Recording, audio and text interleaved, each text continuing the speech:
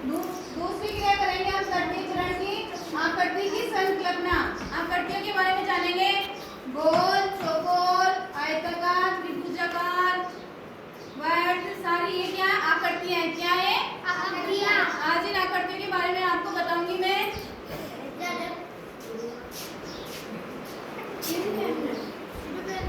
ये कौन सी आकृति है? स्क्वायर। क्या? आयताकार। क्या है? क्या है? आयताकार है। आयताकार जिसकी आमने सामने की भुजाएं क्या होती है? बराबर होती है। ये आयत देखो, इसके आमने सामने की भुजाएं बराबर है। क्या है? बराबर। और ये कौन सी आकृति है?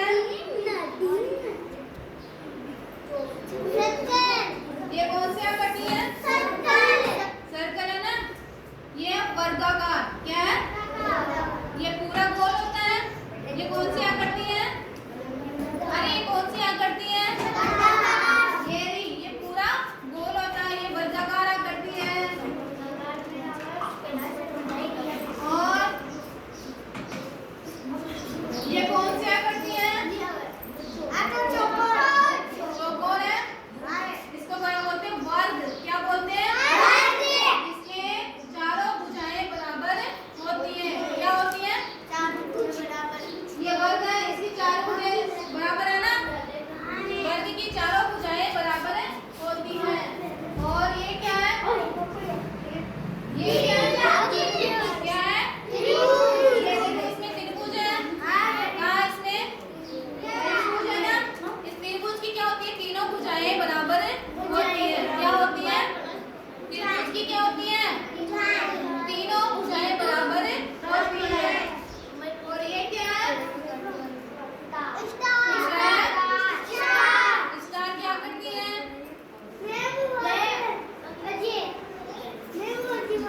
और ये क्या है? ये अर्धवर्ताकार। क्या है? आधा। ये पूरा वर्ताकार है।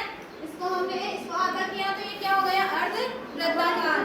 बच्चों आज हमने इनकी सहायता से क्या गोल, चौकोर, वृत्ताकार, वर्गाकार और त्रिभुजाकार आकृतियों को जाना।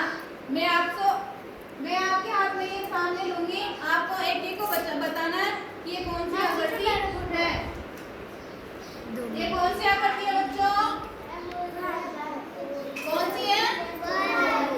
कौन सी है? कौन सी है ये? वर्गाकार। कौन सी है?